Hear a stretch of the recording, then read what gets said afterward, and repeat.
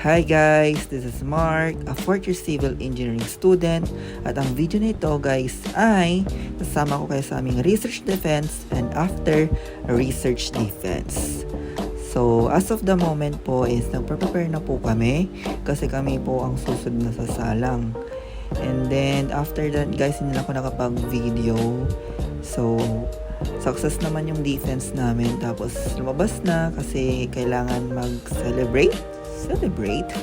So, duman kami dyan kasi February 14 na kinabukasan dyan guys. Kaya bumili po kami ng Dubai Chewy something kasi gusto namin siyang itry. And then dyan guys, papunta na po kami ng SM. Tapos natapos na yung araw na yan, hindi na ako nakapag-video. And then next following days, meron akong quiz lang ba? Yes, quiz sa dalawang subject, morning and hapon.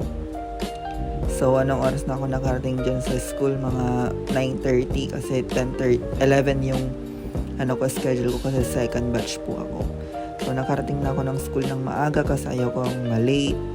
So, ang room po namin ngayon is sa CCGA. Hindi ko alam kung anong room number yun. Pero nag-wait pa ako ng mga ilang minuto para dun sa aming schedule. Kaya nag-cellphone pa ako dyan. Tapos alam nyo ba guys, nakagat pa ako dyan nang hindi ko alam kung anong insekto yun. Hanggang ngayon, nandito pa sa aking wrist. And then, nag-wait lang ako ng time hanggang matapos. And then, after that, nakapasok na din guys. And then, finally, natapos na rin guys. Kasi mabilis lang din yun kasi by 2 yun. Tapos, yan, kumain na kami. And then, bumalik sa room. Sa PTC naman, nag-review kami. Kasi meron akong quiz sa reinforced concrete sa design subject. Yan, prepare na kami. Then, mabilis lang yung quiz guys. Kasi 1 hour and 30 minutes. Sobrang hirap niya guys.